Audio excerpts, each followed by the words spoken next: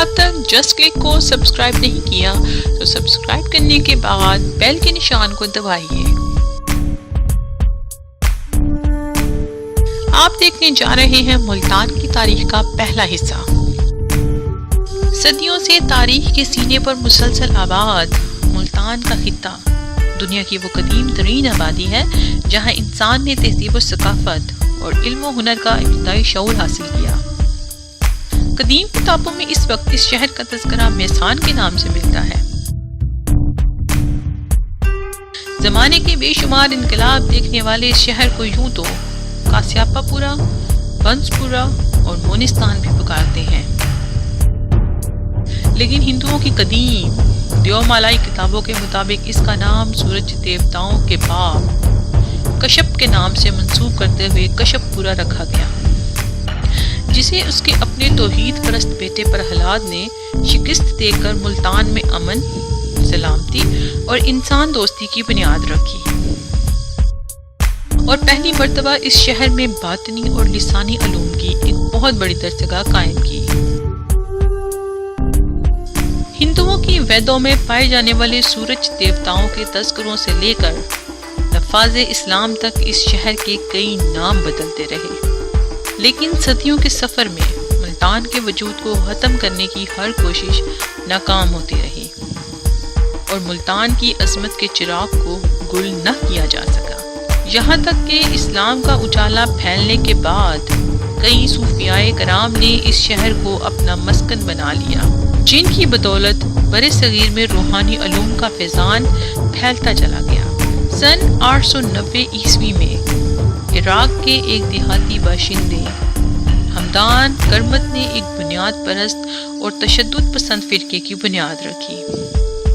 اور مختلف اسلامی خطوں میں غلبہ حاصل کرنے کے لیے اپنے پیروکاروں کو چاروں طرف پھیلا دیا،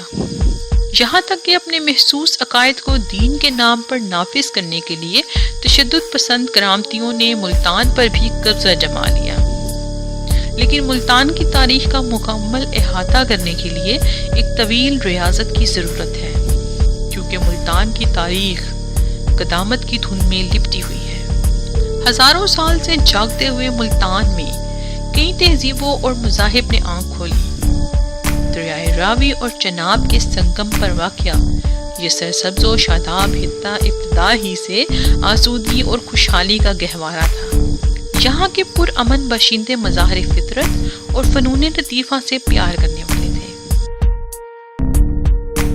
ملتان میں دولت کی فراوانی کی وجہ سے اسے سونے کا گھر بھی کہا جاتا تھا اور اسی دولت کو لوٹنے کے لیے سکندر اعظم سے لے کے افغان حکمرانوں تک ہر تالے آزما نے ملتان پر لشکر کشی کی اور یہ شہر صدیوں تک بیرونی حملہ آوروں کے گھوڑوں کی ٹاپوں سے گونجتا رہا۔ یہاں کے بہادر سپوتوں نے اپنی مٹی کا قرض چکاتے ہوئے تاریخ کے ہر عہد میں اپنی سرزمین کا دفاع کیا، لیکن لاؤ لشکر کے ساتھ آنے والوں نے دولت کی حرص میں ہمیشہ ملتان کو تخت و تاراج کیا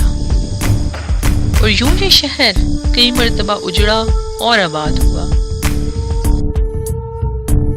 طلوع اسلام کے 300 سال بعد کرامتیوں کی یورش کی وجہ سے یہ شہر ایک بار پھر کھنڈر بن گیا اور بلاخر ایک ولی کامل حضرت سید ابو الفضل جمال الدین محمد شاہ یوسف گردیز نے خاک کے ڈھیر سے ایک بار پھر اس شہر کو از سر نو آباد کیا اور مستند تاریخی روایات کے مطابق حضرت شاہ یوسف گردیز ہی جدید ملتان کے بانی ہیں۔